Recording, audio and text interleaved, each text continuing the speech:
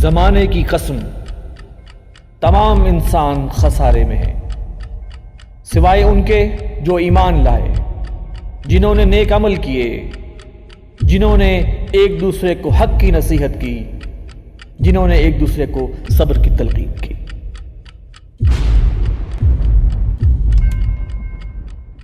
بسم اللہ الرحمن الرحیم۔ السلام علیکم ناظرین، میں ہوں وسیم احمد اور آپ دیکھ رہے ہیں تازہ ترین خبروں پر تبصروں اور تجزیوں کا پروگرام زمانہ گواہ ہے۔ ناظرین، پاکستان کو ریاست مدینہ بنانے کا نعروں، دعووں اور وعدوں کے ساتھ معرض وجود میں آنے والی حکومت میں کئی مافیاز اور ان کے سرغنہ اپنی منمانیاں کرتے ہوئے نظر آ رہے ہیں۔ ملک بھر میں مہنگائی اور بلیک مارکیٹنگ عروج پر ہے اور غریب عوام کے لیے اپنی جسم و جان کا رشتہ قائم رکھنا واقعتاً مشکل ہوتا جا رہا ہے۔ دوسری طرف پاکستان کی اپوزیشن جماعتیں جو گزشتہ 2 سال سے احتساب کے خوف سے تتر بتر اور خاموش تھیں، اب مولانا فضل الرحمان کی قیادت میں پی ڈی ایم کے پلیٹ فارم سے اکٹھی ہو کر ملک بھر میں احتجاجی جلسے شروع کر چکی ہیں۔ ان سب سے بڑھ کر وطن عزیز میں ایک دفعہ پھر مذہبی منافرت اور فرقہ واریت کی آڑ میں دہشت گردی کے واقعات رونما ہونا شروع ہو گئے۔ ناظرین، پاکستان جیسے ترقی پذیر ملک میں بیک وقت سیاسی عدم استحکام، بے قابو مہنگائی اور دہشت گردی زہر قاتل کی سی حیثیت رکھتے ہیں۔ ہم آج کے پروگرام میں ان تمام مسائل پر گفتگو بھی کریں گے اور ان گمبھیر مسائل کا عملی حل بھی جاننے کی کوشش کریں گے۔ گفتگو میں میرے ساتھ ہیں تنظیم اسلامی کے 2 ریسرچ اسکالر جناب حسن صدیق صاحب اور جناب آصف حمید صاحب۔ آئیے پروگرام کا آغاز کرتے ہیں۔ حسن صدیق صاحب، یہ فرمائیے کہ حد سے بڑی ہوئی جو مہنگائی ہے اس نے عوام کا جینا جو ہے وہ دوبر کر رکھا ہے۔ ان حالات میں آئی ایم ایف کی طرف سے یہ پیشین گوئی آنا کہ مہنگائی مزید بڑھے گی، کیا مجبور اور مقہور عوام کو جو ہے وہ زندہ در گور کرنے کے مترادف نہیں ہے؟ بسم اللہ الرحمن الرحیم۔ جیسا کہ آپ جانتے ہیں کہ آئی ایم ایف کے پروگرامز کے حوالے سے زمانہ گواہ میں پہلے بھی بہت ڈسکشنز ہو چکی ہیں کہ آئی ایم ایف کس طرح سے ملکوں کی اکانومی کو تباہ کرنے کے لیے اور اپنے کنٹرول میں کرنے کے لیے کس طرح کے اقدامات کرتا ہے۔ اب جبکہ تیسرا سال شروع ہو رہا ہے اور لاسٹ ٹرانچی ملنی ہے ہمیں آئی ایم ایف کی طرف سے، تو ان کی جو شرائط ہیں وہ مزید سخت ہوتی جا رہی ہیں، جیسا کہ بجلی اور گیس مہنگی کرنے کی، اور اس دفعہ جو انہوں نے سفارشات کی ہیں وہ بہت ہی خطرناک اس کے اثرات ہو سکتے ہیں، کیونکہ اس میں انہوں نے یہ بھی کہا ہے کہ آپ نے اپنے سرکاری ملازمین بہت بڑی تعداد میں ان کو فارغ کریں، جس کا آغاز بھی شروع ہو گیا ہے۔ جس طرح سے پاکستان ٹیلی ویژن سے تقریباً 150 ملازمین کو انہوں نے جبری ریٹائر کیا ہے، اور جیسا کہ آپ جانتے ہیں کہ اسلام آباد میں بھی سرکاری ملازمین کا احتجاج ہو رہا ہے۔ تو یہ تو آئی ایم ایف کی طرف سے تو ان کی جو لاسٹ اس وقت پاکستان کا جو معاملہ ہے اس وقت ان کی جو وہ بہت زیادہ بڑھ چکا ہے۔ جہاں تک بات مہنگائی کی ہے تو پہلی بات تو یہ ہے کہ ظاہر ہے جب مہنگائی کی بات ہوتی ہے تو سب سے پہلے پاکستانی عوام، پرائم منسٹر، جو ٹاپ پوزیشن پہ لوگ ہوتے ہیں ان پہ تنقید کرنا شروع کر دیتے ہیں، تو ظاہر ہے وہ حق بجانے بھی ہوتے ہیں، کیونکہ جو پالیسی ڈیسیژنز ہیں اگر ہم ان کو دیکھیں، حکومت کی طرف سے کہا جاتا ہے کہ یہ ڈیمانڈ اینڈ سپلائی کا ایشو ہے۔ جس طرح حماد اظہر صاحب نے کل ٹویٹ کی تھی کہ کورونا کے بعد انٹرنیشنل سپلائی چین متاثر ہوئی ہے جس کی وجہ سے مہنگائی بڑھی ہے، جس کا بہت سے لوگوں نے ان کو جواب بھی دیا کہ مہنگائی حالانکہ کم ہوئی تھی۔ انہوں نے کوئی اس طرح کے گراف شیئر کیے بلومبرگ کے۔ یہ بات یہ ہے کہ اگر ہم پالیسی ڈیسیژنز دیکھیں گورنمنٹ کے، چاہے چینی کا معاملہ ہو کیونکہ وہ ای سی سی نے لینے ہوتے ہیں اور وہ ایک کیبنٹ کی کمیٹی ہے، چاہے معاملہ گندم کا ہو یا چینی کا ہو، انہوں نے پہلے اس کو ایکسپورٹ کیا، اس کے بعد جب ان کو پتہ لگا کہ ان سے مس مینج ہوا ہے، اب ان ساری چیزوں کو پرائیویٹلی بھی امپورٹ کیا جا رہا ہے اور ٹریڈنگ کارپوریشن کے تھرو بھی امپورٹ کیا جا رہا ہے، تو اب آپ کے سامنے حالات ہیں۔ تو یہ ایک بہت ہی خطرناک سچویشن ہے کہ یہاں تو جو پرائم منسٹر ہیں وہ بے اختیار ہیں، ان کو جو بیوروکریسی کی طرف سے رپورٹس ہی اس طرح کی مل رہی ہیں، کیونکہ ظاہر رپورٹس کی بنیاد پہ گورنمنٹ فیصلہ کرتی ہے امپورٹ ایکسپورٹ کا، یا تو ان کا وہ ساتھ نہیں دے رہے جس کی جو بھی وجہ ہے۔ اور دوسری بات یہ کہ انٹرنلی ہمارے سیاسی معاملات اس قدر خراب ہو چکے ہیں کہ کراچی میں آپ کو پتہ ہے کہ جو آٹے کی سچویشن ہے وہ پنجاب سے بھی بہت خراب ہے، اور سندھ میں تقریباً 12 لاکھ ٹن گندم جو ہے جب سے یعنی اسٹاک آیا ہے تو وہ انہوں نے اپنے گوداموں سے ایک بور بھی نہیں نکالی، اور اس کے حوالے سے الزام لگایا جا رہا ہے کہ جو ایک سیاسی پریشر کریٹ کیا جا رہا ہے حکومت پہ، وہ اسی لیے تاکہ مہنگائی گورنمنٹ سے کنٹرول نہ ہو سکے، اور ظاہر پہ الزام تاکہ گورنمنٹ پہ ہے۔ تو یعنی سیاسی اختلافات بھی اس حد تک بڑھ رہے ہیں کہ ان کو عوام کا کوئی خیال نہیں ہے اس حوالے سے۔ آصف صاحب، یہ بتائیے کہ حکومت جو ہے یہ آمدن سے زائد اثاثے بنانے پہ تو جو ہے بڑا ایکشن لے رہی ہے، اور جو بڑی اچھی بات ہے، یہ ہونا چاہیے۔ چیک اینڈ بیلنس کا نظام جو ہے وہ ہر ملک میں ہوتا ہے اور ہمارے ہاں بھی ہونا چاہیے، جو پہلے افیکٹو نہیں تھا اب اس کو افیکٹو انداز میں کر رہے ہیں تو بڑی اچھی بات ہے۔ لیکن ہماری حکومت کے یہ پیش نظر کیوں نہیں آ رہا کہ جو محدود آمدنی ہے ہمارے لوگوں کی، ہماری عوام کی، اس کے جو اخراجات ہیں اس کو مینٹین کرنے کے لیے بھی کوئی پالیسی جو ہے وہ حکومت کی طرف سے نہیں آ رہی؟ آپ کے خیال میں اس کی کیا وجہ ہے؟ نحمدہ و نصلی علی رسولہ الکریم. اس بات کو شروع کرنے کے دو طریقے ہیں. ایک تو یہ کہ ہم جو ظاہری چیزیں ہیں ان پر ہم رونا روئیں کہ یہ کیا ہو رہا ہے اور کیا نہیں ہو رہا، لیکن ہمیں سوچنا یہ چاہیے کہ آج ہم جہاں کھڑے ہیں یہ کوئی ایک دن میں ہم یہاں نہیں پہنچے اس برے حال میں. اس تابوت کو یا ان حالات کو کندھا جو ہے وہ ہر ایک نے دیا ہے، ہر حکومت نے دیا.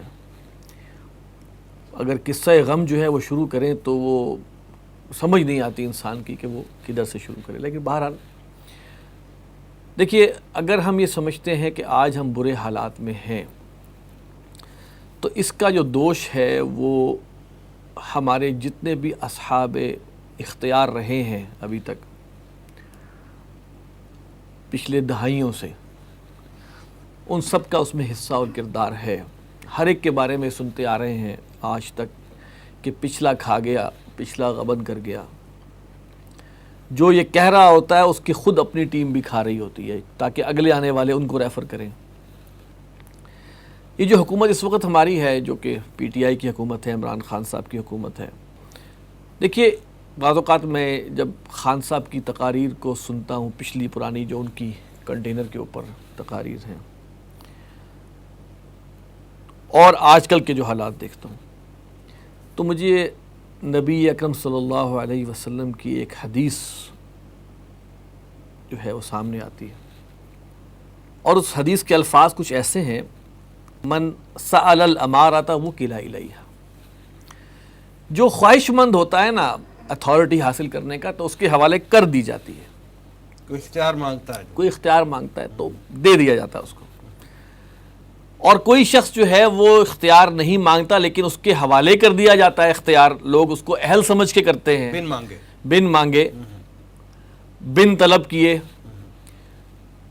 تو اللہ اس کی مدد کرتا ہے. اب یہ حدیث جو ہے اس سے تو یہ ایسا ثابت ہوتا ہے کہ بھائی کوئی بھی پھر اس کا مطلب اختیار نہیں مانگنا چاہیے. بالکل ہی جو ہمیں ایک یارڈ سٹک مل جاتی ہے، اب جو امیدوار ہے وہ تو اس بنیاد پر فارغ ہو گیا اس حدیث کی روشنی میں. ایسی بات نہیں ہے.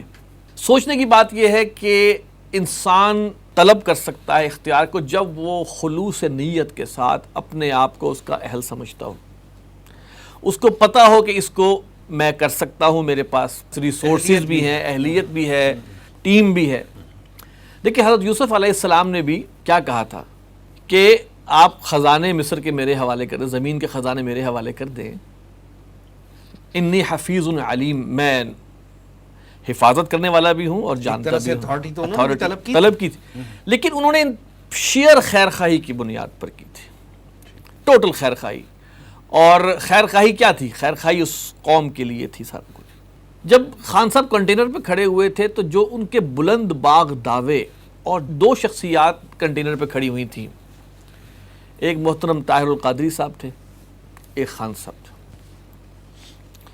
جس طرح بڑے بڑے دعوے اور بڑے بڑے جو جسے کہتے ہیں نا بھاری بھرکم وعدے، اور پچھلوں کو جس طرح برا کہا جا سکتا تھا، کسی کو یزیدی کہہ دیا، کسی کو فلاں کہہ دیا، کسی کو آپ ذرا دھرنوں کا ویڈیوز اٹھا لیں، اور اس کے بعد یہ ثابت کیا تھا کہ وی آر دی بیسٹ اور ہم یہ کر سکتے ہیں.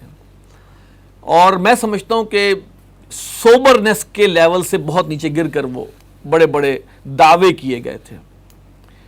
تو اس حدیث کی روشنی میں تو لگتا ہے کہ اللہ تعالیٰ نے وہ اختیار دے کے ان کے حوالے کیا اور اپنی مدد کھینچ لی خان صاحب سے. کیونکہ اس کے بعد اس قوم نے جو حالات دیکھے ہیں مہنگائی کے حوالے سے، وہ شاید ہسٹری میں اتنے برے حالات نہ ہوں جو. اور اللہ تعالیٰ نے لگتا ہے ایسا محسوس ہوتا ہے کہ جو انتظامیہ یا اوپر جو بیٹھے ہوئے ان کے دلوں سے رحم بھی کھینچ لیا ہے. ایک بہت بڑا کرائسس ہو کے گزرا ہے کرونا کا. لوگوں کے پاور آف پرچیز میسیولی ڈیکریز ہوئی ہے. مہنگائی کا معاملہ آپ کے سامنے ہے، لوگ فائر ہوئے ہیں، جابز چھٹی ہیں. اور یہاں پر دوائیوں کی قیمتوں میں ہوش ربا اضافہ. چینی کہاں پہنچی کبھی سوچا نہیں تھا, آٹا کہاں پہنچا کبھی سوچا نہیں تھا, سبزیاں کہاں پہنچی کبھی سوچا نہیں تھا, اور انتظامیہ کے اندر کوئی شخص پریشان نہیں. یعنی کہ میں آپ کو عرض کروں کہ ہم اس کو کاز اینڈ ایفیکٹ اور کیلکولیشنز وغیرہ کے حوالے سے تو دیکھتے ہیں, ہم یہ کیوں نہیں دیکھتے کہ اللہ ہم سے ناراض ہے. سورۃ النحل کی آیت نمبر 112 ہے, وَضَرَبَ اللَّهُ مَثَلًا قَرْيَةً كَانَتْ آمِنَةً مُطْمَئِنَّةً. اللہ تعالیٰ بیان کرتا ہے مثال ایک ایسے قریہ کی, ایک ایسی جگہ کی جو کہ بڑی مطمئن تھی, پیسفل تھی. یأتیہا رزقہا رغدا من کل مکان, رزق وہاں پہ ہر طرف سے آتا تھا, وافر آتا تھا. فکفرت بانعم اللہ, انہوں نے اللہ کے انعام کا, اللہ کی نعمتوں کا کفر کیا, انکار کیا, ناشکری کی. کفر ناشکری کے معنی میں.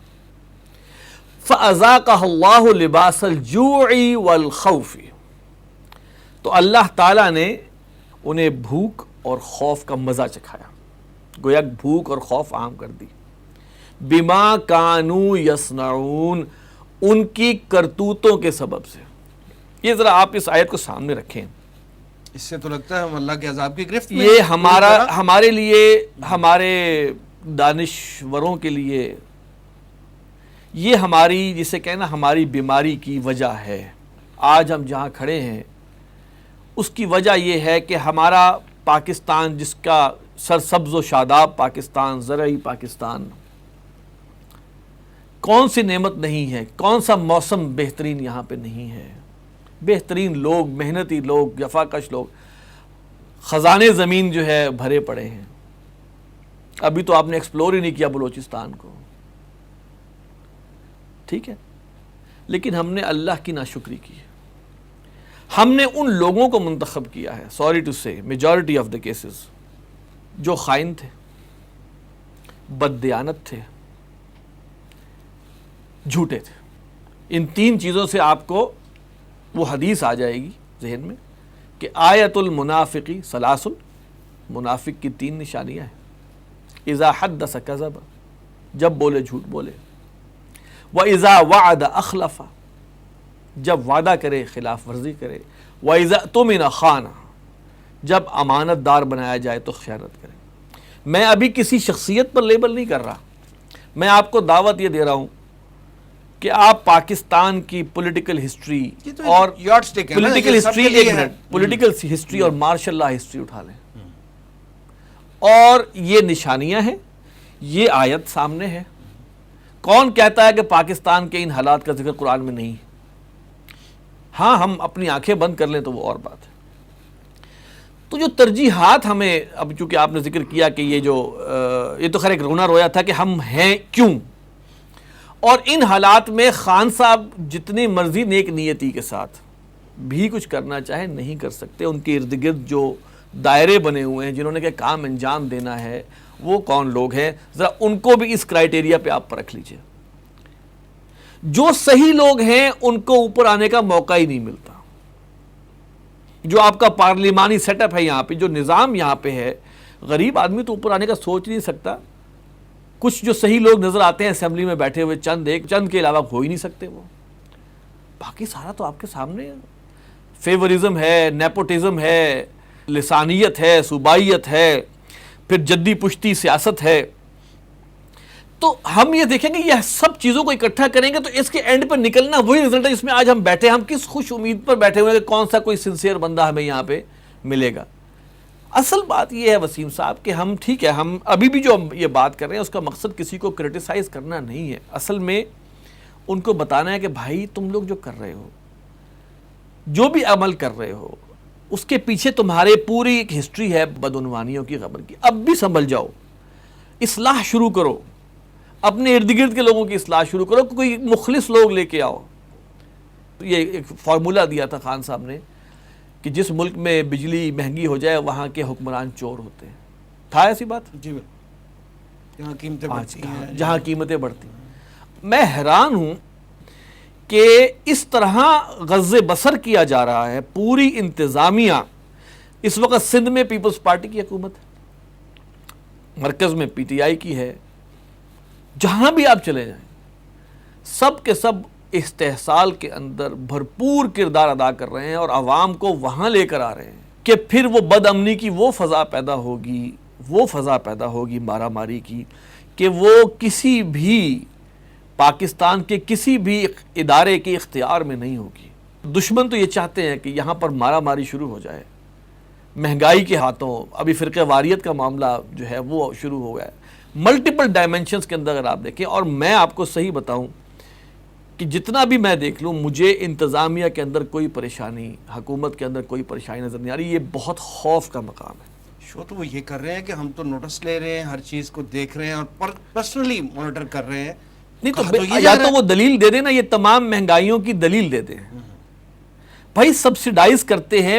پچھلی حکومتیں، میں تعریف کروں گا کہ دوائیوں کی سبسڈی، شہباز شریف جب آئے تھے یہاں پہ تو دوائیوں کا معاملہ اور ہاسپٹل کے اندر جو معاملے تھے ایمرجنسی میں ادویات جو ہیں وہ فری ملتی، بہت کچھ تھا۔ یہاں پہ تو لگتا ہے کہ بے رحمی کی اینک آنکھوں پہ چڑھائی ہوئی ہے، بس جو بھی ہے وہ عوام پہ ڈال دو، جو آ رہا ہے عوام پہ ڈال دو۔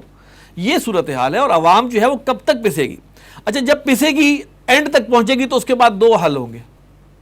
غریب بندہ جو ہے، کہتے ہیں نا قاد الفقر ان یکون کفرا، کہ فقر جو ہے وہ انسان کو کفر تک لے جاتا ہے۔ کیا اینڈ ہوگا؟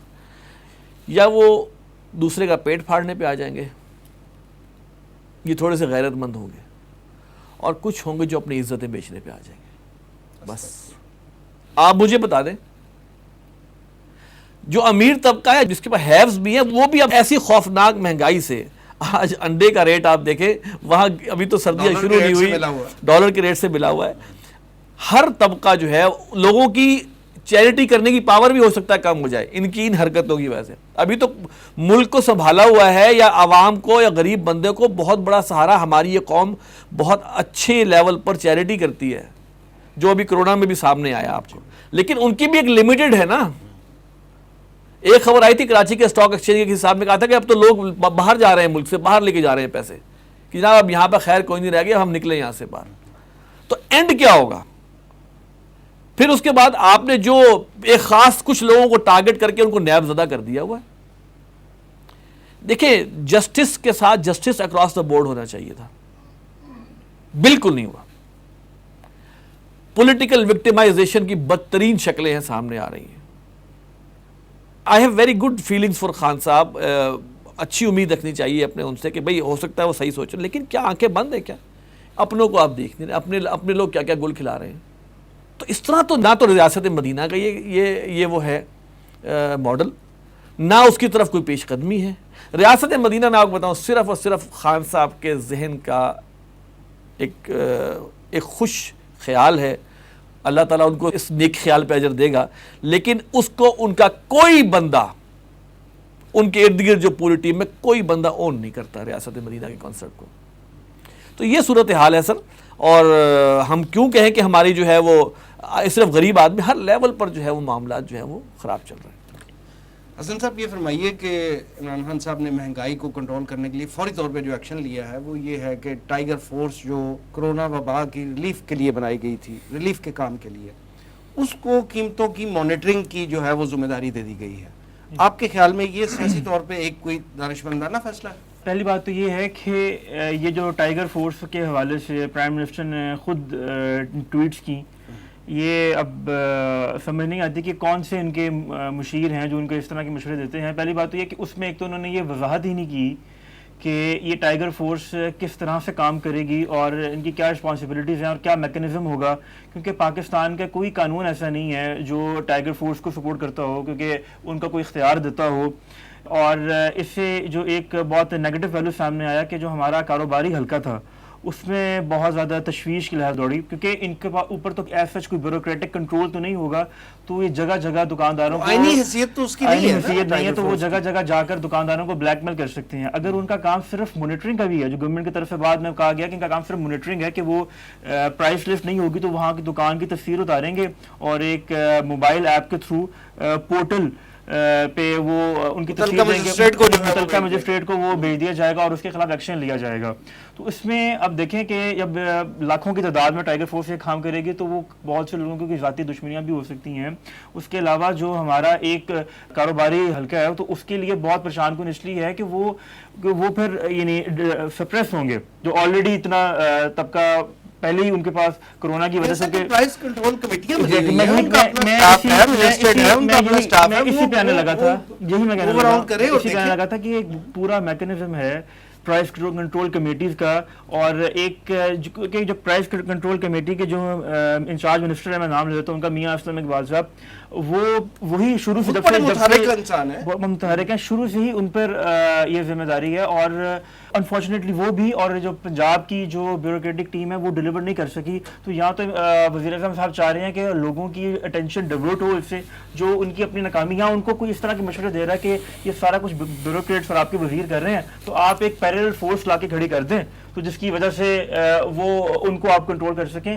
لیکن اب دیکھیں نا، یہ جو میاں اسلم اقبال کے پاس کنٹرول ہے پرائز کا، اور دوسرے جو عبدالعلیم خان صاحب ہیں ان کے پاس فوڈ کے معاملات ہیں، یعنی گندم کے فصلوں کے حوالے سے پنجاب کے ان کے پاس ہیں. اور یہ دونوں وہ لوگ ہیں جو شدید خواہش مند ہیں، بلکہ اپنے آپ کو وزیر اعلیٰ سے اوپر سمجھتے ہیں. وہ کہاں یہ جا رہا ہے کہ وہ کبھی نہیں چاہیں گے کہ جو موجودہ وزیر اعلیٰ ہیں ان کی کوئی تعریف ہو، کیونکہ وہ سمجھتے ہیں کہ اگر کوئی پازیٹیو کام ہوا ہے اس دور میں تو جو کریڈٹ ہے وہ عثمان بزدار صاحب کے پاس ہی جائے گا. ایسے تو نہیں ہونا چاہیے، یہ تو ایک ٹیم ورک ہے، ٹیم ورک ہے. بالکل میں یہ کہنا تھا آصف صاحب کی، جس طرح انہوں نے کہا نا کہ اقتدار کی جو خواہش ہے یہ یعنی بنیادی مسئلہ ہے جو پیدا کرتی ہے. خاص طور پہ پنجاب میں اس وقت 50+ وزیر اور مشیر وغیرہ ہیں تو وہ سبھی اپنے آپ کو وزیر اعلیٰ سے اوپر سمجھتے ہیں، کیونکہ وزیر اعلیٰ کو اس طرح کا اتھارٹیٹو تو آیا نہیں، تو جس کی وجہ سے وہ سبھی اپنے آپ کو وزیر اعلیٰ سمجھ رہے ہیں. تو ٹیم ورک کا تو بالکل نام و نشان کہیں سے نظر نہیں آتا. اور یہ انفارچونیٹ ہے کہ یہ جو ٹائیگر فورس ہے اس کے حوالے سے گورنمنٹ اب چاہ رہی ہے کہ کیونکہ شاید وزیر اعظم صاحب یہ سمجھتے ہیں کہ وہ جس طرح نوجوان ان کو اقتدار میں لے کے آئے اسی طرح وہ نوجوانوں کو میں یہ کہوں گا کہ ٹرک کی بتی کے پیچھے لگاؤں گا تو وہ لوگوں میں ہوگا کہ دیکھیں جی کہ ان کو آگے الیکشنز کے لیے بھی استعمال کر رہے ہیں. کیونکہ ان کے بارے میں کہا جا رہا ہے جو سیٹرڈے کو کنونشن آ رہا ہے کہ ان کو سرکاری خزانے سے شرٹس وغیرہ بھی دی جا رہی ہیں اور اس طرح کی ان کو مراد بھی دی جا رہی ہیں. تو ایک ظاہر ہے کہ ایک سیاسی طور پہ بھی خدشات اس والے سے آئیں گے. تو پہلی بات تو یہ میں اس میں دوبارہ کہوں گا، اگر آپ نے اس طرح کچھ کرنا ہے کہ ان کا جو کام ہے وہ واضح کریں اور ان کی کچھ رجسٹریشن اس طرح سے ہو کہ وہ پراپرلی جو وہاں کی پرائز کنٹرول کمیٹیز ہیں ان کے انڈر کام کریں. اور جو ایک پیرلل اگر آپ سسٹم بنانا بھی چاہ رہے ہیں تو اس کا کہ پراپر لیگل اس کی کوئی ہونی چاہیے، اور جو وہاں کے بازار کے جو ریلیونٹ لوگ ہیں وہ بھی اس کمیٹی میں شامل ہوں تاکہ مل کے کام ہو. کیونکہ دیکھا تو یہی گیا ہے نا کہ جب بھی وزیر اعظم نے نوٹس لیا کسی چیز کا تو پرائسز اوپر گئی ہیں. اس کا مطلب ہے کوئی اندر سے چاہتا ہے کہ ان کو ناکام کرنا، کیونکہ یہ 2 سال کی ہسٹری رہی ہے. میں اس حوالے سے کہنا چاہوں گا کہ جو حسن کہہ رہے تھے ٹائیگر فورس کے حوالے سے، دیکھیے پھر میرے ذہن میں وہ آیت آتی ہے قرآن مجید کی کہ ان اللہ یأمرکم ان تؤدوا الامانات الی اہلیہا، کہ بے شک اللہ تمہیں حکم دیتا ہے کہ امانتیں ان کے اہل لوگوں کے سپرد کرو. یہ ٹائیگر فورس کا جو کانسیپٹ ہے خان صاحب کا برین چائلڈ ہے. دیکھیے خان صاحب نے یوتھ کو استعمال کر کے شوکت خانم ہاسپٹل بنایا، بہت بڑا کام تھا، بہت اچھا کام تھا، بہت نیکی کا کام تھا، نو ڈاؤٹ. لیکن وہ ہر فارمولہ ہر جگہ نہیں چلتا. اسی یوتھ کو انہوں نے موبلائز کر کے جو کنٹینر والی ساری صورتحال تھی وہ کی، جذباتی لوگوں کا ایک جسے کہیں گروہ اکٹھا کر لیا. پہلے پیپلز پارٹی کے جالے ہوتے تھے، اب یہ بھی ویسا ہی مائنڈ سیٹ ہے. اور یہ بات اپنی جگہ بڑی خوفناک ہے کہ آئینی حیثیت دی کوئی نہیں، لیکن آپ نے ایک جسے کہتے ہیں نا کہ پرائم منسٹر کی ایک فورس بنا دی. اب وہ شرٹیں آپ ان کو جیسے یہ بتا رہے ہیں وہ دیں گے تو گویا وہ تو دندناتے پھریں گے. ہو سکتا ہے پولیس بھی ہاتھ نہ ڈالے ان کو کہ بھائی یہ تو ہے، جیسے آج کل کسی نے موٹر سائیکل کے پیچھے پریس لکھا ہوا ہو یا کسی نے گاڑی کے پیچھے ایڈوکیٹ لکھا ہوا ہو. وہ شو مارنے کے لیے نہیں ہوتا، بیسیکلی وہ پولیس کو اور یہ ان اداروں کو تھوڑا دبکانے کے لیے ہوتا ہے کہ بھئی ہم کچھ ہیں. تو اب آپ کو موٹر سائیکلوں کے اوپر وہ شرٹیں پہنے ہوئے لوگ ملیں گے. یہ بیسیکلی ایک مذاق ہے، ایک متبادل نظام آپ نے بغیر سوچے سمجھے، بغیر کوئی اس کے کوئی پروٹوکول بنائے ہوئے جو مرضی چاہے وہ فارم بھر جائے. اور جناب یہ تو ایک جسے آپ کہتے ہیں نا بھیڑ اکٹھی کر کے، اور بھیڑ کے اندر تو ہر طرح کے لوگ ہیں. کچھ لوگ ذاتی منفعت کے لیے اس کو استعمال کریں گے، اور ہے یہ بالکل ہمارے ہاں یہ ہے کہ کسی بھی چیز کا ناجائز استعمال کرنا ہو تو ہم سب سے آگے ہوتے ہیں. یوتھ کو چینلائز کر کے ان کو ایک حکومتی ٹیم کا حصہ بنا کے ان سے کام لینا تو ایک بڑی اچھی ایک سوچ تو اچھی تھی، لیکن ہوا کیا ہے؟ ہوا یہ ہے کہ ریلیف کے کام کے لیے ان کو سلیکٹ کیا گیا تھا اور ان سے آفر لی گئی تھی. پھر ہوا یہ کہ جناب وہ ریلیف کا کام تو کورونا کے دنوں میں تو کہیں وہ ٹائیگر فورس نظر ہی نہیں آئی، وہ رجسٹریشن اور ٹریننگ اور اس مرحلے میں ہی رہے. اس کے بعد کہا گیا کہ جناب یہ سیلاب کی جو تباہ کاریاں ہوئی ہیں اس میں یہ معاون بنیں گے حکومت کے، وہ بھی آپ نے دیکھ لیا. پھر کہا گیا کہ جناب یہ پولیو مہم میں جو ہے وہ ہمارا ساتھ دیں گے. اب قیمتوں کی مانیٹرنگ کے لیے ان کو ذمہ داری دے دی گئی ہے. تو یہ سب کیا ہو رہا ہے؟ یہ واقعی وہ بات تو صحیح ہے کہ میں نے کہا نا اس کو سمپل ہم برین چائلڈ ہے ان کا خان صاحب کا، اور اس کے پیچھے کوئی تدبیر کوئی وہ نہیں ہے. میں آپ سے پھر وہی کہہ رہا ہوں نا کہ یہ جو ذہن میں آ رہا ہے وہ سوچ رہے ہیں اب اس کا، اور ہو سکتا ہے کوئی مشورے بھی لوگ دے رہے ہیں ان کو الٹ پلٹ. میں آپ کو بتاؤں ایک بڑے مزے کی بات کہ جب خان صاحب نے اقتدار سنبھالا تو ایک مشہور دانشور ہیں اوریا مقبول جان صاحب، انہوں نے بڑی پتے کی بات کی. انہوں نے کہا کہ جس لیول کی عمران خان سوچ رہے ہیں تبدیلی اور تطہیر، ان کو بیوروکریسی ہی ناکام کر دے گی. اصل تو کام بیوروکریسی کا ہے. وہ فیصلوں کو غلط طریقے سے امپلیمنٹ کروا دیں تو ان کے ان خواہشات کو وہی تکمیل سے پہنچا دیں. ٹائیگر فورس تو ابھی بیوروکریسی کہتے ہیں. نہیں، میں بتا رہا ہوں کہ یہ تو آپ ٹائیگر فورس تو ایک شاہکار ہے نا. میں آپ کو بتا رہا ہوں باقی بھی جو چیزیں ہو رہی ہیں جو کیوس کی صورتحال ہے. ابھی آپ یہ دیکھیں کہ ایون پی ٹی آئی کے اندر علیم خان اور اس کی لڑائی جو ہے، اور اس کی وجہ سے سفر کون کر رہا ہے؟ عوام. علیم خان اگر چاہتا ہے وزیر اعلیٰ بننا، یا وہ نہیں چاہتا کہ بزدار کے کریڈٹ میں کوئی چیز جائے، اور وہ کوئی حرکتیں کر رہا ہے، اللہ کے ہاتھوں پکڑا جائے گا، اللہ کے ہاتھوں پکڑا جائے گا. لیکن یہاں غریب عوام کا جو بیڑا غرق کرا اس کا حساب کون دے گا؟ خان صاحب دیں گے، بزدار صاحب دیں گے، جو جتنا ذمہ دار ہے وہی دے گا نا. لہذا پس تو عوام رہی ہے. اور کیوں پس رہی ہے؟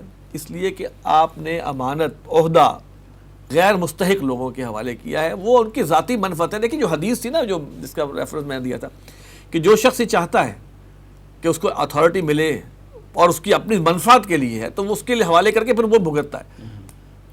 یہ یہاں پر اگر آپ دیکھیں جو جتنے بھی پولیٹیکل یا جو بھی لوگ کھڑے ہوتے ہیں ان میں سے کتنوں کا ذہن میں ہوتا ہے کہ میں قوم کے لیے کروں گا؟ ساری ذاتی منفعت ہوتی ہے. ذاتی منفعت ہے. چلے میکسیمم کیا ہوا، اللہ تعالیٰ اختیار دے کے رسی ڈھیلی کر دیتا ہے نا کہ ایک دن آؤ گے اس دن میں پوچھ لوں گا. اس دن تو خیر پوچھیں گے، اور لیکن وہ ہے انفرادی. قیامت کے دن کلہم آتی ہی یوم القیامتی فردا، اکیلے اکیلے آئیں گے. جو قوم بھگتتی ہے ان کے اپنے بڑوں کے غلط اعمال یا غلط فیصلوں کے نتیجے قومیں بھگتتی ہیں. ہم اس عذاب میں ہیں. ہم اس کو عذاب سمجھیں. اگر ہم عذاب نہیں سمجھیں گے تو ہم اس سے نکلنے کے لیے ہمیں موٹیویشن نہیں ملے گی. جو آج کل حالات ہیں ہمارے وہ عذاب ہیں، اور اللہ کے احکامات کی نافرمانی کی وجہ سے، ہمارے اپنے کرتوتوں کی وجہ سے ہم نے بہت سے لوگوں کو سلیکٹ کیا ہوتا ہے، الیکٹ کیا ہوتا ہے، اور ہم نے یہ سوچا ہوتا ہے کہ نیک آدمی کو تو ووٹ دینا نہیں، یہ فائدہ کوئی نہیں، میرا تھانے میں جا کے کام نہیں کرے گا، میں فلاں بدواش کو ووٹ دوں گا تو وہ میرا کام تھانے جا کے کر دے گا، کچہری جا کے میرا کام کر دے گا. یہ ہمارے عوام کا پیرامیٹر ہے.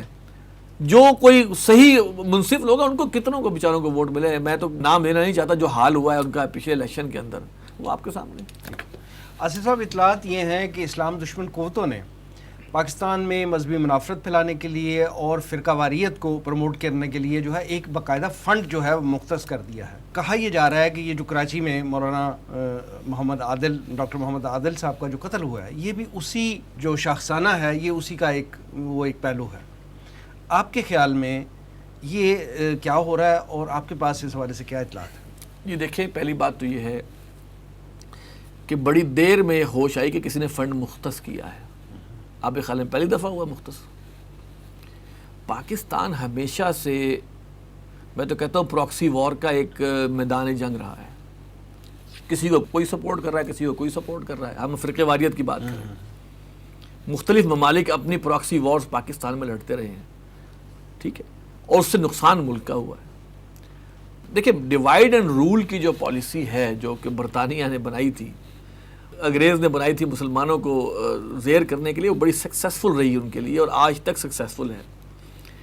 پاکستان کے اندر یہ معاملہ بالکل صحیح ہے کہ یہ اب شیعہ سنی معاملہ جو کہ دب چکا تھا، جو کہ سیٹلڈ تھا، بالکل ٹھیک ہے، وہ اچانک دوبارہ سے اس کے اندر جو ہے وہ آگ بھرنی شروع ہوئی. اور اگر آپ دیکھیں تو اس کے آگ بھرنے کے حوالے سے جو ریسنٹ واقعات کو اگر آپ دیکھیں نا تو انیسیشن کہاں سے ہوئی. پنجاب میں ایک بل پاس ہو گیا, بل پاس ہونے کے لیے تیار ہوا, پیش کیا گیا کہ جناب صحابہ کرام کو جو رضی اللہ تعالی عنہ یا رضی اللہ تعالی عنہا نہیں کہے گا وہ ایک آفینس شمار کیا جائے گا. یہ وہ بات تھی جس پر کہ نہ علماء کو آن بورڈ لیا گیا تھا, کسی بھی مسلک کے علماء, یعنی ایک بحث کا آغاز کر دی. اس پہ شیعہ علماء جو ہے وہ کھڑے ہو گئے, انہوں نے کہا یہ کون سا کوئی فرض ہے کسی کو رضی اللہ تعالیٰ عنہ کہو یا نہ کہو, آپ بلا وجہ وہ چیز جو کہ ہے نہیں آپ اس کو اس طرح امپلیمنٹ کر کے آپ کرنے کا چاہ رہے ہیں. اور وہ بل شکر ہے پاس نہیں ہوا, اس لیے کہ اس میں وہ پاس ہو جاتا تو وہ ایک اپنی جگہ ایک کیوس کریٹ ہو جاتا اس کے اندر. اس بل کو بڑے طریقے سے پاس کرنا چاہیے تھا, بلکہ وہ بل آلریڈی موجود ہے کہ بھئی آپ کسی کی بھی توہین نہیں کریں گے, اصحاب اہل بیت یا صحابہ کرام کسی کی کوئی توہین نہ کریں, بس یہ سب تک تھا. ان میں ایڈ کیا کہ ہر ایک کے ساتھ رضی اللہ تعالی عنہ اور عنہا کہنا لازمی ہے. یہ وہ چیز تھی جو کہ اور بھی لیکن بتا رہا ہوں کہ اس چیز نے ایک اہل تشیع جو ایک سیکٹ ہے اس کو سب کو یونائٹ کر دیا, اور ان کی طرف سے بڑی خوفناک باتیں آئیں جو کہ سوشل میڈیا پہ نشر ہوئی. ہماری ایجنسیز کو, ہمارے ریاستی اداروں کو اسی وقت اس کو سنبھال لینا چاہیے تھا. میں نہیں سمجھ پا رہا کہ کس وجہ کی بنیاد پر اس کو ڈیل دی گئی. اس کے بعد پھر جو محرم میں پھر شیعہ حضرات کی طرف سے بہت زیادہ پرووکیشن آئی. ہونا یہ چاہیے تھا کہ جن لوگوں جن شیعہ ذاکروں نے جو بکواس کی ہے, شیعہ علماء ہی ان کو ڈس اون کرتے, ان کو شٹ اپ کرتے تاکہ ہارمنی برقرار رہے. لیکن ایسا ہوا نہیں, انہوں نے اس کو ایسا نہیں ہوا بلکہ اس کو اون کر کے کسی حد تک انہوں نے, اور کوئی ایک دو اگر شیعہ حضرات نے کچھ مخالفت میں بات کی تو اس کو ڈس اون کر دیا. صحیح.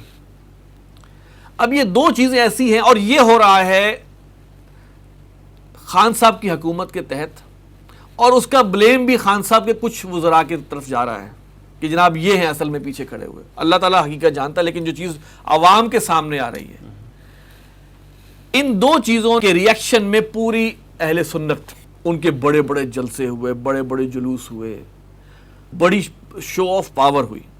آج سے تقریباً مہینہ ڈیڑھ مہینہ پہلے بھی ایک پروگرام میں میں نے کہا تھا کہ یہ پاکستان کے اندر بد امنی پھیلانے کے جتنے بھی پاسبل ذرائع ہیں اب اس کو استعمال کیا جا رہا ہے پاکستان کو ڈی سٹیبلائز کرنے کے لیے. اگر ایک عالم دین کو, ایک فرقے کے عالم دین کو مارا ہے تو دوسرے کو مارا جائے گا. اب یہ اللہ نہ کرے, لیکن اب اس کے اب ایک سٹیپ آگے چلے گئے نا. ایک بہت بڑے عالم دین جن کا ایک بہت بڑا نام ہے علمی لحاظ سے بھی, ڈاکٹر محمد عادل خان صاحب, ان کو شہید کیا گیا.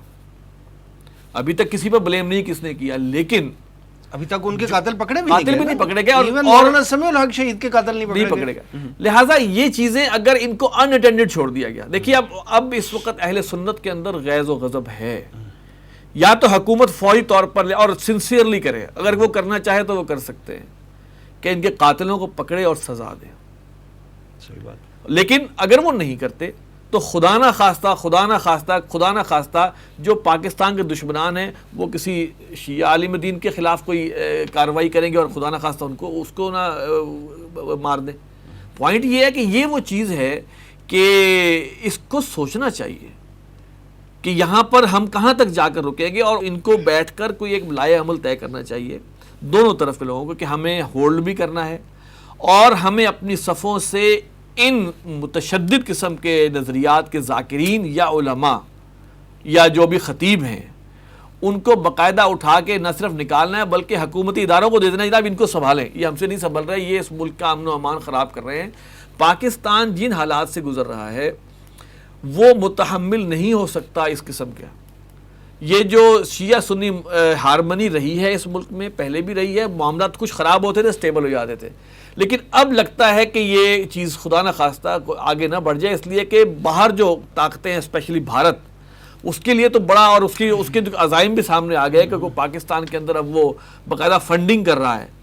تو اس معاملے میں عوام الناس کو بھی ہوشیار رہنا ہے کہ ہر اس شخص کو جو کسی دوسرے کو کافر قرار دے یا دوسرے کے خلاف فتوی بازی کرے اس کو ڈس اون کرے, اور صحیح علماء جو ہیں وہ ان کے ساتھ ہوں, اور جو بین المذہب ہم آہنگی ہے اسی کو پروموٹ کریں. حسن صاحب یہ بتائیے کہ جیسے آصف صاحب کہہ رہے ہیں کہ ایک فارمولہ انہوں نے دیا نا کہ شیعہ سنی جو ہے وہ منافرت ختم کرنے کا ایک فارمولہ ہے, لیکن ہم دیکھتے ہیں کہ دہشت گردی جو ہے وہ پاک فوج کے تعاون سے, سابقہ حکومت کے تعاون سے وہ پاکستان سے اس کی جڑیں کاٹ دی گئی تھی. ایک طرح سے, اور یہ پوری دنیا میں شاید پاکستان واحد اسٹیٹ تھی جہاں پہ دہشت گردی کو کنٹرول کیا گیا تھا. لیکن اگر ہم یہ کہیں کہ یہ آگ جو ہے اس کو دبی ہوئی سمجھ بجھی ہوئی نہ جان, تو وہی معاملہ ہے. آئے دن ہمارے فوجی جوان جو ہیں وہ شہادتیں دے رہے ہیں دہشت گردوں سے انٹرنلی لڑتے ہوئے, شہادتیں دے رہے ہیں. روز ہم خبر سنتے ہیں فلاں سپاہی, فلاں حوالدار, فلاں صوبے دار, فلاں میجر تک, مطلب اس لیول تک کے لوگ جو ہیں وہ شہادتیں دے رہے ہیں دہشت گردوں کے خلاف لڑتے ہوئے. اب جو صورتحال سامنے آ رہی ہے کہ یہ دہشت گردی ایک دفعہ پھر جو ہے وہ اس کو ہوا دی جا رہی ہے. سابقہ حکمرانوں پر یہ الزام لگایا جاتا تھا جب ان پہ مشکل وقت آتا ہے تو بارڈر پہ جو ہے وہ کشیدگی بڑھ جاتی ہے. ان حکمرانوں کے بارے میں بھی یہ آ رہا ہے کہ اب ان پہ مشکل وقت آیا تو پاکستان میں مذہبی منافرت بڑھ گئی ہے, اور پھر جو ہے وہ تفرقہ بازی کی جو باتیں ہیں یہ ہوتی جا رہی ہیں. آپ یہ فرمائیے کہ یہ دونوں تاثر جو ہمارے عوام میں, ہمارے معاشرے میں پائے جا رہے ہیں, یہ کسی گریٹ گیم کا حصہ تو نہیں؟ آپ کا جو کوشچن ہے اس کا میں جواب دیتا ہوں. پہلے تھوڑا سا حافظ صاحب کی بات کو میں آگے لے کے چلتا ہوں کہ انفارچونیٹلی یہ جو شیعہ سنی معاملہ ہے یہ ہم دیکھ رہے ہیں کہ اسلام کی پیدائش کے چند دہائیوں بعد سے ہی ایک طرح سے اس وقت سے اس کی روٹس ہیں, اور نظریاتی اختلاف تو چلا آ رہا ہے نا صدیوں سے. بالکل ہمارے دشمنوں کا جو سب سے بڑا ٹول پچھلی 14 صدیوں سے رہا ہے وہ یہی رہا ہے. اور ہم اس میں یہ دیکھتے ہیں کہ عوام کی اکثریت ہمیشہ سے, میرے خیال سے تو عوام کی اکثریت ہمیشہ سے ان باتوں کو سمجھتی ہے رہی ہے, لیکن مس انفارمیشن کی بنیاد پر, کیونکہ انفارچونیٹلی کچھ جو ان میں سے جو اہل علم کا طبقہ اور بہت کم تعداد میں, اور کچھ طبقہ جو ایک پولیٹیکل انفلوئنسرز ہیں ان کا طبقہ, ان کو ہماری جو دشمن قوتیں ہیں وہ ہمیشہ سے استعمال کرتی رہی ہیں, اور اس کے بعد پھر وہ تھوڑا استعمال ہوتے ہیں, اس کے بعد ایک مس انفارمیشن کا بازار گرم کیا جاتا ہے. جس زمانے کی میں بات کر رہا ہوں اس وقت تو, یعنی آج سے 14 سال قبل, اس وقت تو کیونکہ اطلاعات کا جو رسانی تھی وہ اتنی زیادہ آسان نہیں تھی, اس وقت اتنا معاملہ تھا. اب تو جو مس انفارمیشن اور فیک نیوز کا معاملہ ہے وہ بہت حد تک بڑھ چکا ہے. میں آپ کو بتاؤں کہ یہ جو ریسنٹ ویو آئی ہے شیعہ سنی کی, اس میں جب ہمارے اداروں نے چیک کیا تو رپورٹ آئی کہ جو 80% ٹویٹر اکاؤنٹس ہیں جو شیعہ اور سنی کے حوالے سے غلط قسم کی پوسٹ کر رہے ہیں وہ انڈیا سے رن ہو رہے ہیں. ٹھیک ہے, دیکھیں نا پھر بالکل اسلام دشمن قوتیں جو ہیں وہ کیا کیا رول ادا کر رہی ہیں, اور آپ دیکھیں کہ ان کا یہ جو ٹول ہے یہ ہمیشہ سے کامیاب رہا ہے. آپ ایون ریسنٹ ہسٹری میں بھی دیکھیں, عراق میں, لبنان میں, شام میں, وہاں پہ بھی یہی ٹول انہوں نے استعمال کیا ہے. ایون جو بڑے سیٹلڈ ویڈیوز آتی رہی ہیں نا ایسی, بہت جو سیٹلڈ ملک ہیں, مثال کے طور پہ سعودی عرب جیسے, وہاں پہ بھی بے شک وہ امریکہ وغیرہ ان کو سپورٹ کرتے ہیں, لیکن وہاں پہ بھی اگر کوئی دوسرے فرقے کا عالم اندر جاتا ہے تو پھر ان کو پھر دوسرے فرقے کو وہ سپورٹ کرنا شروع کرتے ہیں. دیکھیں جی یہاں پہ ان کے ساتھ کیا ہو رہا ہے. ٹھیک ہے, حالانکہ پاکستان کا جو رول ہے, میں آپ کو ایگزامپل دیتا ہوں, یعنی نظریاتی اختلافات کو ہوا دے رہے ہیں. جیسے پاکستان کا رول بہت سے حوالوں سے پازیٹیو بھی رہا ہے کہ مثال کے طور پہ جو جند اللہ کا سربراہ تھا, جو اس کو کس نے پکڑوایا, ایران نے, پاکستان نے پکڑوایا. تو یہ چیز کافی حد تک ختم ہو گئی ہوئی تھی. اور جب کراچی میں ٹارگٹ کلنگ کی ویو تھی پچھلی حکومت میں, اس میں آپ نے دیکھا کہ اس کا گورنمنٹ باقاعدہ طور پر سرکاری رپورٹس آئیں کہ ایک ہی گروہ ہے جو ان کو بھی قتل کرتا ہے اور ادھر بھی قتل کرتا ہے. تو وہ ایک ہمیں بہت واضح ہوتا ہے کہ 80s اور 90s کی بات تو نہیں میں کرتا اس وقت کے حالات ہے, لیکن اس وقت کم از کم عوام کے لیول پہ ایز سچ کوئی اس طرح سے اختلاف نہیں. آپ دیکھیں نا بہت سے معتبر امام خمینی سمیت ان کے فتاوی ہیں کہ صحابہ کرام کے خلاف یا کوئی گالم گلوچ وغیرہ جو ہے یہ حرام ہے. ان چیزوں کو ہمیں پروموٹ کرنا چاہیے کہ وہ ہمارا جو منیمم چیزیں جو سیٹلڈ ہیں کہ ہم نے عوام میں جا کے اہل تشیع نے کوئی اس طرح کی بات نہیں کرنی, یہ ان چیزوں پہ آلریڈی اگریمنٹ ہے جیسے انہوں نے کہا, لیکن اس پہ انفارچونیٹلی امپلیمنٹ نہیں ہوتا.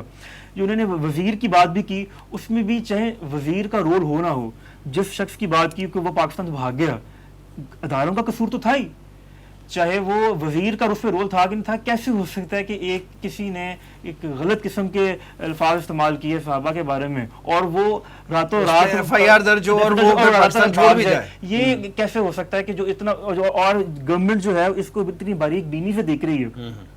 پھر بھی جو اداروں کے پاکستان کے کیپٹل میں بیٹھ کے ایسا کام ہو رہا ہے. اور جس شخص نے ایسا کیا اس کا ایک ریکارڈ ہے کہ وہ ہمیشہ سے ہی اس طرح کہ یعنی وہ منافرت بڑھانے کی کوشش کرتا ہے. اب آپ کے کوشچن کی طرف آتا ہوں کہ یہ جو بات ہے نا کہ یہ بہت انفارچونیٹ ہے کہ ملک پہ جب سلامتی پہ حملہ ہوتا ہے تو ہم سیاسی اس میں پوائنٹ سکورنگ کرتے ہیں. یہ بالکل نہیں ہونی چاہیے.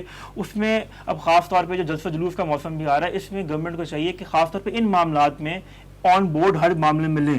جیسے عاصف صاحب نے کہا نا کہ جو بل کی دیکھیں نا ہمارے اہل سنت کی طرف سے یہ بات آ رہی ہے کہ اگر بل پہ ان کو اعتراض تھا تب سے یہ معاملہ شروع ہوا ہے. اس میں بڑا ایک آسان کام تھا. اسمبلیز میں کمیٹیز ہوتی ہیں, اسلامی نظریاتی کونسل ہے, ہر جگہ ریپریزنٹیشن ہے. جو اگر آپ کسی بھی معاملے میں اس پروٹوکول کو استعمال کریں, فالو کریں تو اس طرح کے معاملے سامنے نہ آئیں. تو بہرحال میں اینڈ بھی کہنا چاہوں گا کہ کوئی بھی اس طرح کا معاملہ ہو تو آپ کو ساروں کو آن بورڈ لینا چاہیے, ٹھیک ہے. اور یہ جو ہمارے کوئی بھی کسی بھی فرقے سے ہو تو ان کو کوئی بھی بات کرنے سے پہلے یا کوئی جلسے جلوسے میں جو بینر استعمال کرتے ہیں اس کے حوالے سے گورنمنٹ کو کڑی نظر رکھنے کی ضرورت ہے. اور بس میں کہنا چاہوں گا کہ جو حکومت قاتلوں کو جو گرفتار, انفارچونیٹلی گورنمنٹ نے تو کہا تھا کہ ہم نے کراچی میں دہشت گردی ختم کر دی ہے, اور ابھی بھی جب یہ واقعہ ہوا تو وفاقی حکومت کی جانب سے بھی ایک وزیر نے پوائنٹ سکورنگ کی کوشش کی جس سندھ حکومت کا قصور ہے, یہ وہ اس طرح کی باتیں نہیں ہونی چاہیے. ہمیں مل کے اس معاملے کو نمٹنا چاہیے. اور سندھ گورنمنٹ نے بھی جب یہ واقعہ ہوا تو ایک ڈبل سواری پر پابندی لگا دی. یعنی یہ اس طرح کے ایک میں آپ کو اس میں ایک بات ایڈ کر دوں کہ کسی جگہ پہ بات ہو رہی تھی کہ اگر 9/11 جیسا واقعہ پاکستان میں ہوا تو کیا گیا تھا, اس نے کہا کہ انہوں نے ڈبل سواری پر پابندی لگا دینی تھی. تو یہ انفارچونیٹلی ہمیں جدید طریقوں سے مجھے مانگ پکڑنا چاہیے. دیکھیں جو گریٹ گیم کی آپ نے بات کی نا, اس میں تو کوئی شک ہے نہیں کہ یہ جو شیعہ سنی معاملہ یا جو بھی اٹھایا جا رہا ہے, پاکستان کے اندر بدامنی کون چاہتا ہے؟ ڈیفینیٹلی پاکستان کے دشمن چاہتے ہیں. اسی طرح جو کراس بارڈر بھی جو بات ہو رہی ہے اس میں بھی یہ ہوتا ہے کہ دیکھا یہ جائے کہ بھارت کا اس وقت جو رول دنیا کے سامنے آ رہا ہے, ایک ایگریسر کا, ایک دہشت گرد ملک کا, ایک تشدد پسند متشدد انتہا پسند ملک کا ایک کانسیپٹ بھارت کا سامنے آ گیا, اور اس کو دنیا کچھ نہیں کہہ رہی. اور پاکستان کے حوالے سے وہ انہوں نے ایک پورا ایک تھیسس ڈیولپ کیا ہوا تھا جی کہ دہشت گردی کو سپورٹ کر رہا ہے اور جو کر رہا ہے.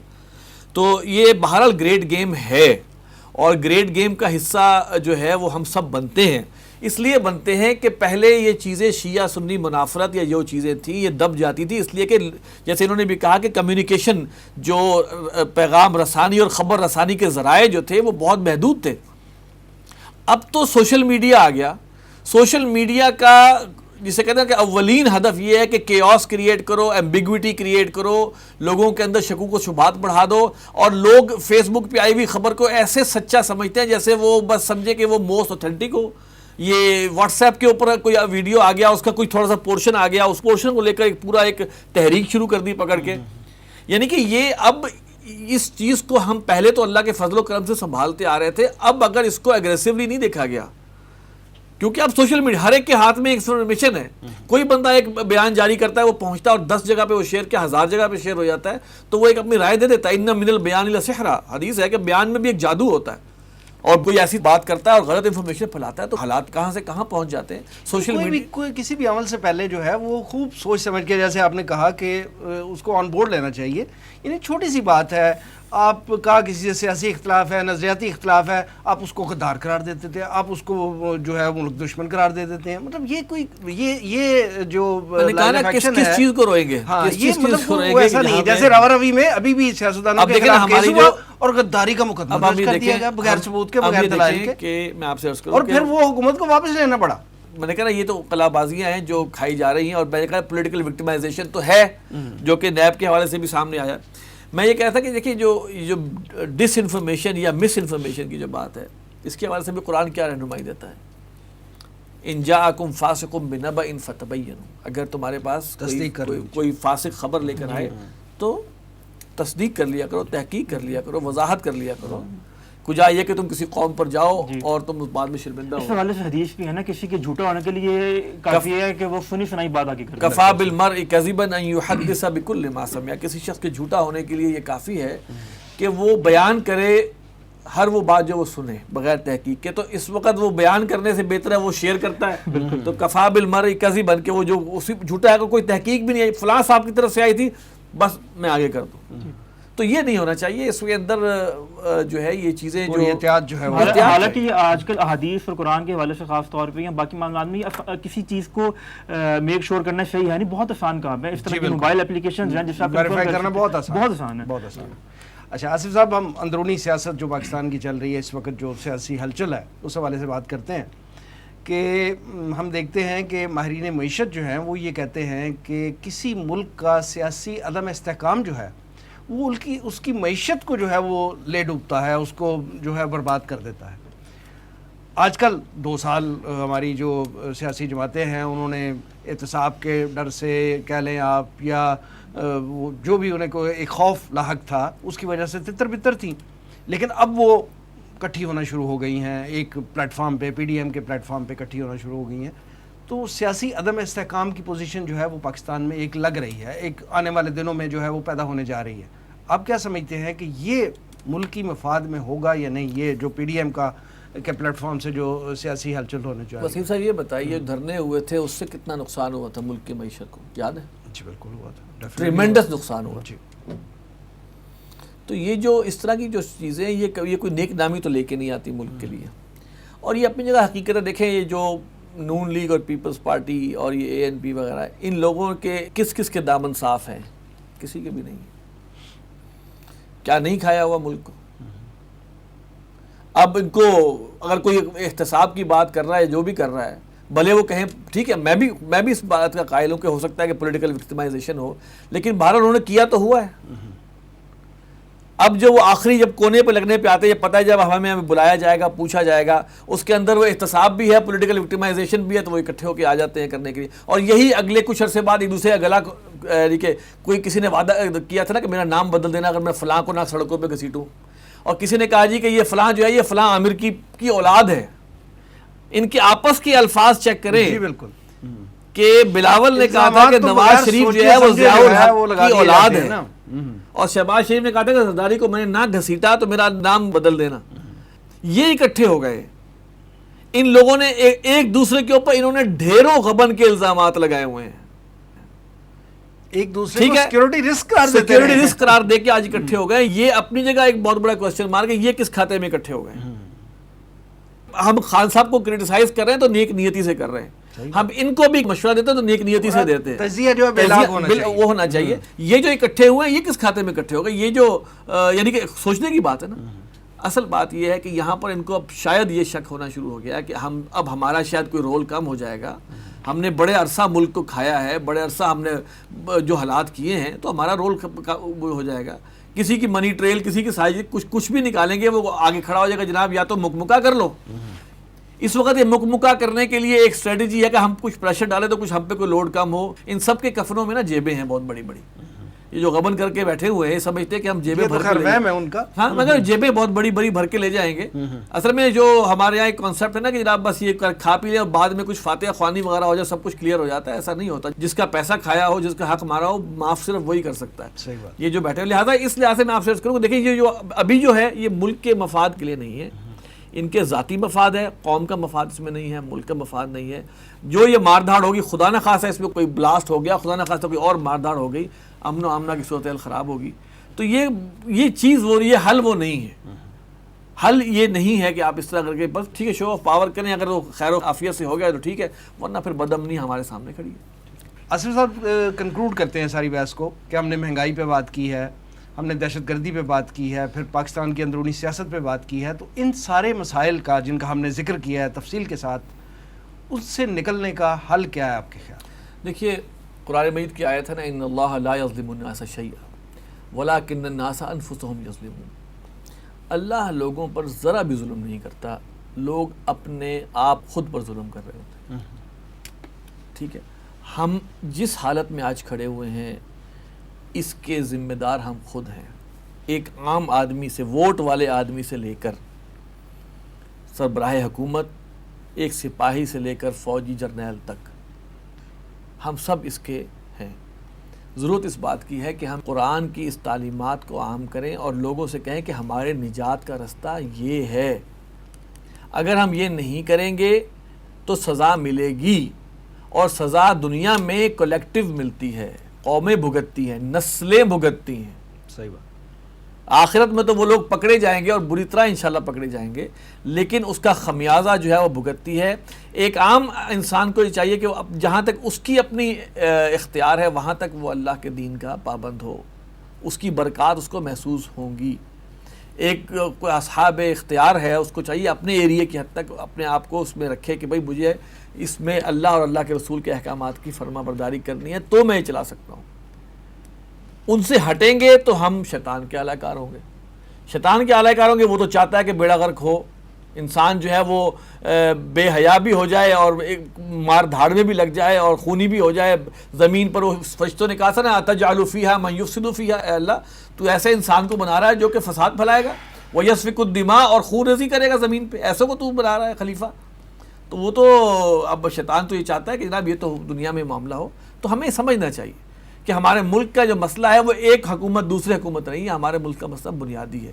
ہم نے اللہ اور اللہ کے رسول کے احکامات کی خلاف ورزی کی ہے، ہماری وجہ جواز ہی اللہ کا لا الہ الا اللہ محمد رسول اللہ تھا، ہم اسی کے خلاف چل رہے ہیں، تو کیسے ہم وہ کامیابی حاصل کر سکتے ہیں؟ حسن صدیق صاحب آپ بتائیے کہ پاکستان کے جو یہ گمبھیر مسائل ہیں جو ڈسکس کیے ہم نے پورے پروگرام میں، آپ کے خیال میں ان سے نکلنے کا حل کیا ہے؟